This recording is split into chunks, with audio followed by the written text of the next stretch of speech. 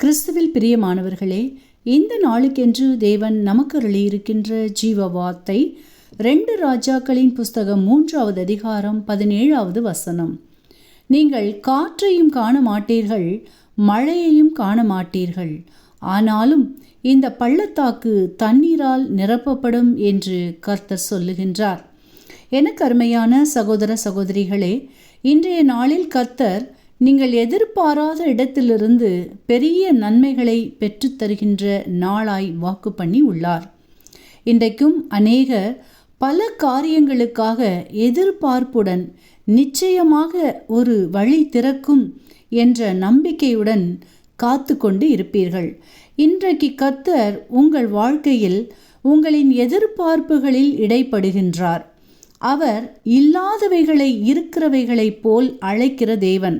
ஆகையால் உங்களுடைய வாழ்க்கையில் எங்கெல்லாம் இல்லை என்ற சொல்லை கேட்டீர்களோ அங்கெல்லாம் நிறைவை காணப்போகிறீர்கள்.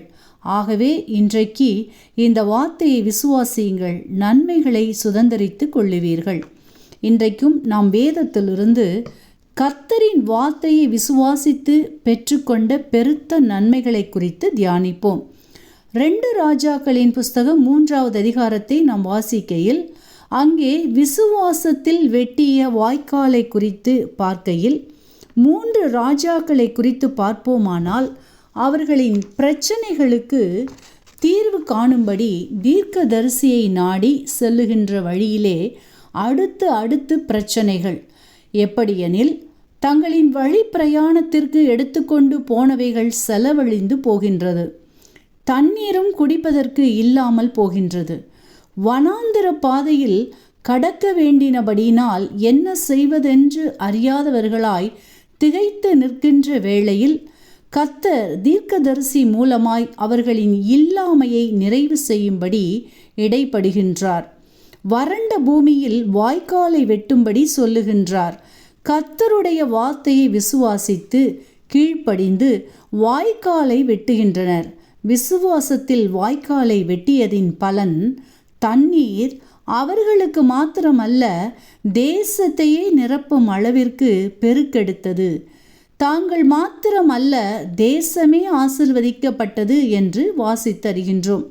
எனக்கு அருமையானவர்களே, இன்றைக்கும் உங்களுடைய வாழ்க்கையிலும் கூட அநேக பிரச்சனைகள், போராட்டங்கள் காணப்படுவதோடு அவைகள் ஒன்று முடிய மற்றொரு பிரச்சனை என்ற நிலையில் என்ன செய்வதென்று அறியாதவர்களாய் ஆத்துமாவிலே வறண்ட அனுபவத்துடன் காணப்படுகின்ற உங்களின் வறண்ட இருதயத்தில் விசுவாச வார்த்தைகளை விதைக்கும்படியும் பேசும்படியும் கர்த்தர் விரும்புகின்றார்.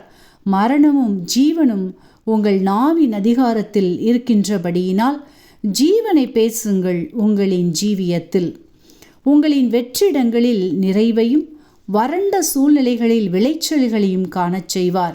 தேவனால் கூடாத காரியம் ஒன்றுமில்லை. ஆகவே கர்த்தரின் வார்த்தையை விசுவாசியுங்கள், அதிசயங்களை காண்பீர்கள்.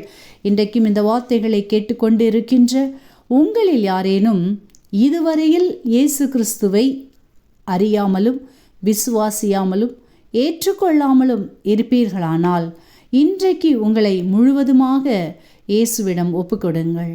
இயேசு உங்கள் வாழ்க்கையிலும் இல்லாதவைகளை இருக்கிறவைகளாக மாற்றி ஆசீர்வதிப்பார். இயேசு சீக்கிரமாய் வரப்போகிறார். ஆமேன்.